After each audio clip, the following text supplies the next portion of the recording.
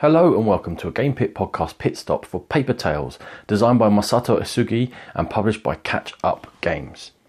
In Paper Tales, 2 to 5 players are going to spend 30 minutes drafting cards to play units into their kingdom, build their kingdom up and win battles against each other.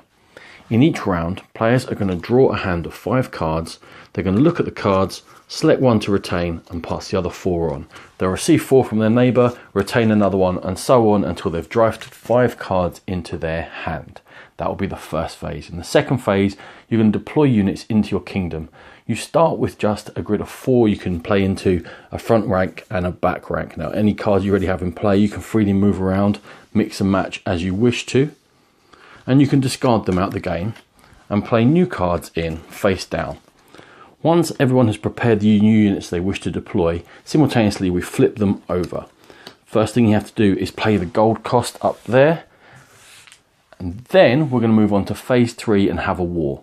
Now, only the units in your front rank add their combat strength to the war, and you're going to fight against both your neighbours. And if you exceed or tie their level of combat, you're going to score 3 points.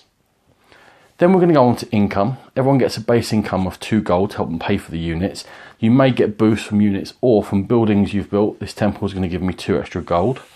And the next phase is construction, where you're going to be able to put these buildings into play. Everyone gets the same 5 and they've got 2 sides. If you wish to build a building, you simply pay the first cost there and it comes into play for you. Now, you don't have to pay any resources. You must have them on display on your units within your kingdom. You can upgrade by paying the second cost and flipping over, and that will give you access to not 1 but 2 powers from your buildings and also score you more points at the end of the game. And if you have all of the costs in one go, you can just build directly into a level 2 building. In the 6th phase, we're going to do some aging. Now, any units you have with aging markers on them are going to be discarded, and then you're going to place aging markers on any remaining units, so units will not hang around. We're going to do this over 4 rounds, accumulating points, and the most points at the end is going to win the game. Now, that's a basic overview, but a lot of the intrigue comes from the units which are available in this deck of cards, and I'll just give you some examples now. For example, the Hunter only gives you meat if it's in the front rank, whereas the Archer can attack from the back rank. And most powers are activated in a particular phase. The Shapeshifter, when you play it, you just draw a card from the top of the deck, and that card immediately ages, but it's kind of potluck. With the Golem, you can freely upgrade all of your level 1 buildings to level 2. The Veteran is very cheap and good in combat, but immediately ages and won't last long. Move on to phase 3. If you have a Commander, you're going to score points for winning wars. If you have a Rogue, you're going to earn gold for winning wars. If you have Cerberus, it's more powerful if you have meat available in your kingdom. Move on to phase 4. A Blacksmith is free and will earn you extra gold. In phase 5, a Wood Merchant will allow you to pay gold instead of wood when you're trying to build buildings. When we get to phase 6, when all your units are going to die, maybe you'll have a Mystical Healer which will keep them in play.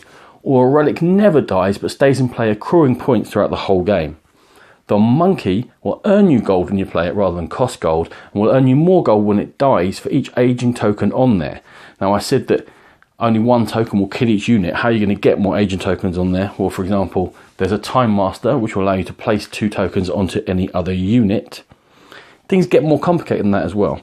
The Demon is incredibly powerful in combat, but comes in with an agent token and costs you points if you only has 1 single token on it when it comes to dying.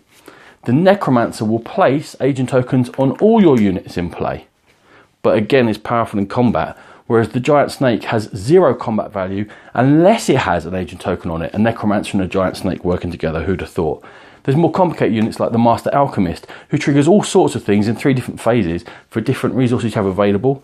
Or the Kraken, who's the most powerful unit in the whole game, but will cost you points for your level 2 buildings, because I guess it's damaged them. It will put aging tokens on all your other units, but will score you points for aging tokens on your other units when they die. This has been a Game Pit podcast pit stop for Paper Tales. For more videos like this, please find the Game Pit channel on YouTube. For more in-depth coverage of gaming, please find the Game Pit podcast.